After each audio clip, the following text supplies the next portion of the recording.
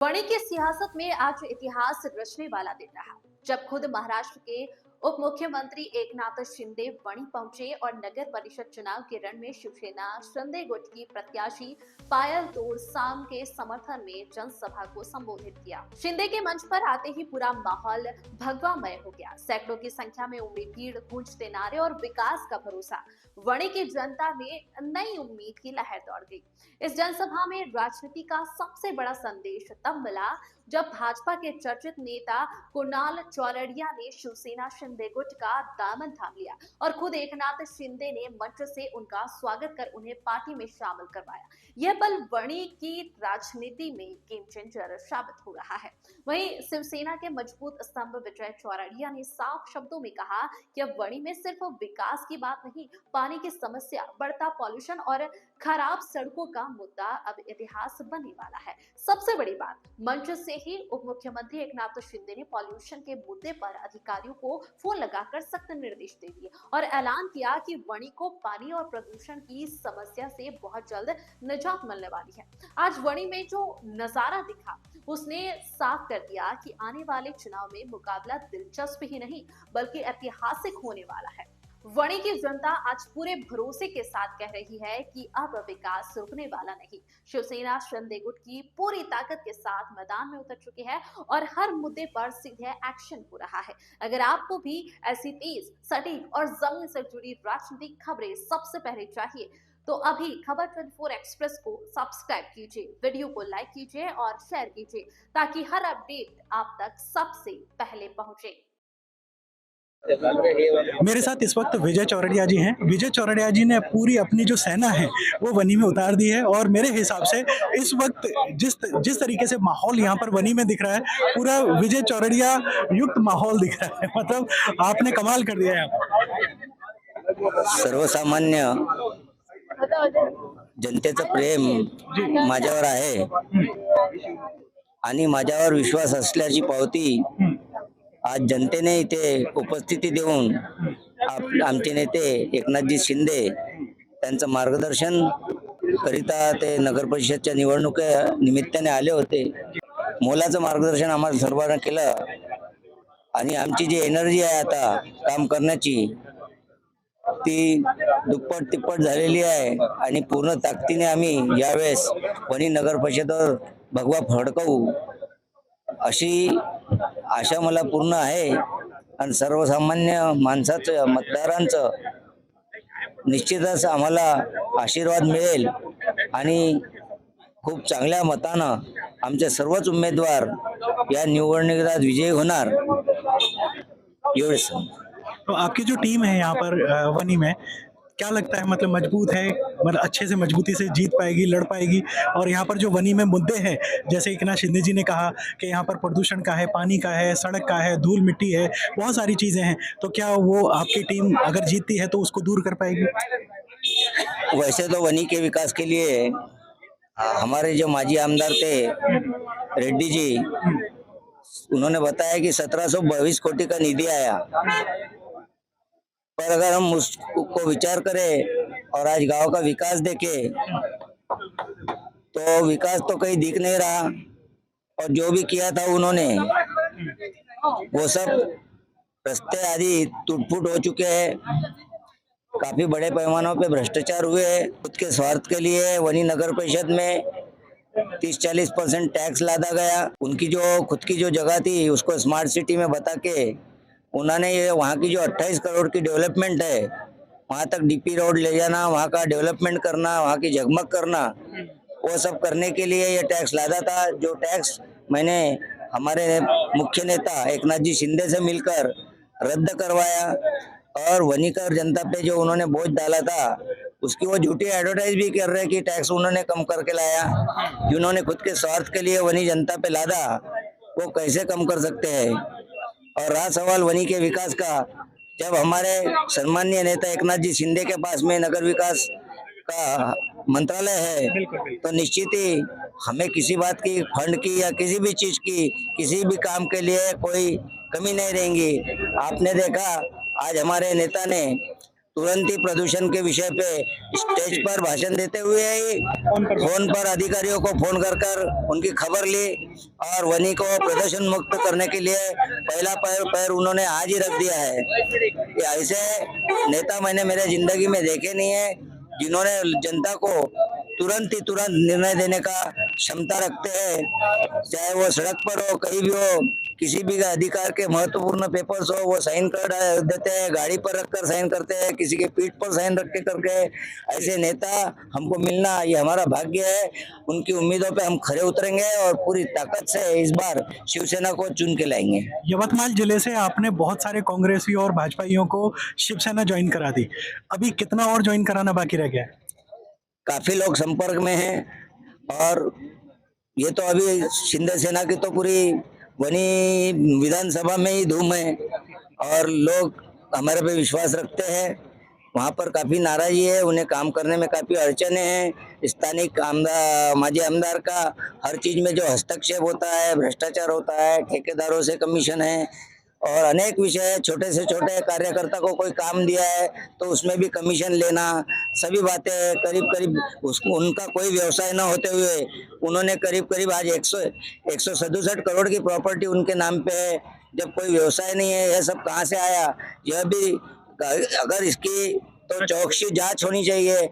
यह जांच निश्चित ही हमारे आदरणीय स्वाभिमान से देश का काम करने वाले प्रधानमंत्री जी को मैं विनती करता हूँ, हमारे नेता माननीय देवेंद्र जी को भी मैं विनती करता हूँ, क्योंकि सब स्वाभिमान से काम कर रहे हैं और ये व्यक्ति वनी में स्वाभिमान बेच के काम कर रहा है। इनकी जांच बड़े पैमाने पे होना चाहिए और वनी की जनता को न्याय मिलना चाहिए। जो भी इन्होंने गलत रूप से कमाया है उसका निश्चित ही कुछ न कुछ निर्णय या उनके ऊपर मजबूती से जांच होकर कठोर कार्रवाई होनी चाहिए। बहुत बहुत शुक्रिया। इस वक्त मेरे साथ कुणाल चौरड़िया जी हैं। कुणाल चौरड़िया जी ने आज ही भाजपा को राम राम कहा और राम राम कहते ही वो शिवसेना सिंधे गुट में आ गए हैं। तो सबसे पहले स्वागत है खबर 24 एक्सप्रेस में आपका। और हम जानना चाहेंगे कि मतलब पहले भाजपा में थे आप, जिला उपाध्यक्ष थे और काफी अच्छा काम कर रहे थे, ऐसा क्या हुआ कि शिवसेना में आपको आना पड़ा? जी, भारतीय जनता पार्टी में जिले में काम करते समय काफी अच्छा अनुभव था मेरा, पर जब से स्वराज्य संस्थाओं के इलेक्शंस की बात आई तो यहाँ के जो स्थानिक नेता लोग हैं उन्होंने कहीं ना कहीं मुझे पार्टी से बाहर निकाल फेंकने की एक युक्ति बना ली थी और उसके लिए सतत वो मेरा बहिष्कार कर रहे थे। और मेरा ये मानना है कि यहाँ पर भारतीय जनता पार्टी जो इस विश्व की सबसे बड़ी पार्टी है, कहीं ना कहीं वनी में पार्टी ने अपना अस्तित्व खोया है और एक प्राइवेट लिमिटेड पार्टी बनकर रह गई है, जिसको मैंने अपने शब्दों में कहा है कि भारतीय जनता पार्टी वनी में भारतीय जनता पार्टी बीजेपी भूतपूर्व जनता पार्टी बन चुकी है। ऐसा सब जब चल रहा था तो इतना अपमान सहकर वहां रहना मुझे योग्य नहीं लगा और इसीलिए मैंने भारतीय जनता पार्टी से राजीनामा देते हुए उस पक्ष को राम राम कर आज जब हमारे महाराष्ट्र के उप मुख्यमंत्री और शिवसेना के हमारे नेता श्री एकनाथ जी शिंदे साहब का जब आज बंगनी में संकल्प सभा थी तो उसी दौरान उन्होंने मुझे अपने पक्ष में शामिल किया और मुझ पर यह दायित्व उन्होंने सौंपा। मैं उनकी दी गई संधि का निश्चित रूप से सोना करूंगा और वनीकर जनते की सतत सेवा किसी भी पक्ष में मैं क्यों ना रहूं हमेशा करता रहूंगा। जय भवानी, जय शिवाजी। अच्छा, यहाँ पर आप स्पोर्ट्स में इसके अलावा बहुत सारे कार्यक्रम करते रहे, लेकिन ऐसा क्या रहा कि भाजपा में आपको वो बुलाते नहीं थे? जिला उपाध्यक्ष होने के बावजूद भी आप लोगों को इनवाइट नहीं करना या सभाओं में नहीं बुलाना, तो ये कहीं ना कहीं मतलब आपके ऊपर एक षड्यंत्र तरीके से रचा जा रहा था? जी, आप जानते होंगे कि मेरे पिताजी ने भी हाल ही में पहले शिवसेना शिंदेगढ़ में प्रवेश लिया था और इस बात की जानकारी उनको थी। तो मेरे पिताजी के साथ भी उनका वर्तन कुछ ऐसा ही रहा था और उसके वजह से उन्होंने भी इस तरह की ऐसा निर्णय लिया था। और पिताजी के साथ की गई जो घटना है वही उन्होंने मेरे साथ दोहराने की कहीं ना कहीं कोशिश की, वही षड्यंत्र, वही सारे पैतरे उन्होंने मेरे पर भी आजमाए, और निश्चित रूप में वो उनके पैतरों में सफल हुए। और उनके इन पैतरों से, इन ऐसे कृत्यों से मैं मन से तो नहीं कहूंगा, पर जबरदस्ती मुझे भारतीय जनता पार्टी छोड़नी पड़ी। पर मैं मेरे इस निर्णय से फिर भी खुश हूँ। आज मैं शिंदे साहब की इस शिवसेना में आज मैं कार्यरत हुआ हूँ। कहीं ना कहीं भारतीय जनता पार्टी के साथ युति में ये पार्टी काम कर रही है, और अब मुझे लगता है कि हम मोदी जी के ही नहीं, बल्कि उसमें बाला साहब ठाकरे इनके भी विचार जोड़कर साथ में एक मजबूत काम कर सकेंगे। अभी आप व्यस्त दिख रहे हैं, बस आपका अंतिम मैं सवाल लेना चाहूँगा कि अभी शिवसेना में शामिल होकर आप किन मुद्दों पर यहाँ पर काम करने वाले हैं, वनी में या यवतमाल में काम करेंगे? क्या जिम्मेदारी आपको दी गई है शिवसेना की तरफ से? जी, मेरा हाल ही प्रवेश हुआ है, अभी मैंने मुद्दों के बारे में नहीं सोचा है। मेरा पहला टारगेट या पहला आप गोल कह सकते हैं कि आने वाली स्वराज्य संस्थाओं के जो इलेक्शंस आ रहे हैं, जिनका हाल ही में अभी 2 तारीख को वोटिंग होने वाला है और 3 तारीख को उनके रिजल्ट्स आने वाले हैं, तो 4 से 5 दिन का ही समय बचा है। तो आज से तुरंत मैं उसकी प्रचार की तैयारियों में लगूंगा, और मैं निश्चित रूप से चाहूँगा कि शिवसेना का जो भगवा है वो हमारे नगर परिषद पर हम लोग फहराएंगे, और पूरी ताकत से, पूरे बहुमत से हम लोग जीत कर आएंगे। तामझाम देख के लग भी रहा है। बहुत बहुत शुक्रिया आपका, बहुत बहुत आभार और आपको मुबारकबाद। धन्यवाद, बहुत बहुत धन्यवाद। जय भवानी। इस वक्त मेरे साथ जो नगर अध्यक्ष के लिए चुनाव में खड़ी हुई हैं, तो पायल जी हैं, और यंग हैं, और सबसे बड़ी बात यह है डायनेमिक हैं, और यहाँ पर काफ़ी मतलब पढ़ी लिखी भी हैं, अच्छी। तो इनसे जानते हैं कि किन किन मुद्दों पर ये चुनाव लड़ रही हैं। पायल जी, स्वागत है खबर 24 एक्सप्रेस में। आप पहले अपने बारे में हमारे दर्शकों को बताएं। सबको मेरा जय महाराष्ट्र. माझं नाव पायल यशवंत तोडसाम आहे. मी नगराध्यक्ष पदासाठी उमेदवार म्हणून उभी आहे आणि जिल्हा संघटक विजूभाऊ चोरडिया यांचा आशीर्वाद आहे, आणि तसेच संपर्क प्रमुख विनोदभाऊ मोहितकर यांच्या मार्गदर्शनाखाली आम्ही शिवसेनेच्या झेंड्याखाली उभी आहे. आज साहेबांची सभा होती आणि साहेबांनी जाहीर केलेलं आहे की पट्टा असो, प्रदूषणचा मुद्दा असो, पट्ट्याचा मुद्दा असो किंवा पाण्याचा असो, तो घरोघरी पोहोचवणार आहे, आणि जे शब्द साहेब देतात ते पाळतात. आणि तसंच आमचं पण ध्येय राहील जनतेची सेवा म्हणजेच देवाची सेवा. आमचं हेच काम राहील आणि विकासाच्या मार्गाने विकासाचं संपूर्ण काम करू. धन्यवाद, आपका बहुत बहुत शुक्रिया। इस वक्त मेरे साथ में जो शिवसेना का जो जिला संगठन है पूरी तरह से मेरे साथ में यहाँ पर है। सर, आप बताएं कि यहाँ पर जो वनी है, इसके अलावा यवतमाल है, इस वक्त शिवसेना शिंदे गुट काफ़ी मजबूती से उभर रहा है, तो उसका क्या कारण है, किस वजह से उभर रहा है? एक तो शिवसेना का संगठन मजबूत पूरे महाराष्ट्र में हो गया है। हाँ, नहीं, विदर्भ में पहले इतना नहीं था। हाँ, विदर्भ में नहीं था, लेकिन महाराष्ट्र में शिवसेना का संगठन दिन ब दिन बढ़ता गया, मजबूत होता गया। इसका कारण है कि हमारा जो नेतृत्व है, एकनाथ जी शिंदे, जब ये शिवसेना से बाहर निकले, शिवसेना को लेकर बाहर निकले उद्धव ठाकरे के नीति के कारण, तो करीब 40 एमएलए और 10 अपक्ष एमएलए लेकर निकले। उसके बाद हमें भी ये उनका भविष्य मालूम नहीं था कि शिवसेना का क्या होगा, कैसे होगा, शिवसेना की स्थिति क्या रहेगी महाराष्ट्र में। लेकिन जैसे वो निकले तो उसके बाद उनका जो सफर चलता गया, मुंबई से सूरत, सूरत से गुवाहाटी, गुवाहाटी से गोवा और गोवा से मुंबई, और सीधा सीएम पद पर जाके बैठे।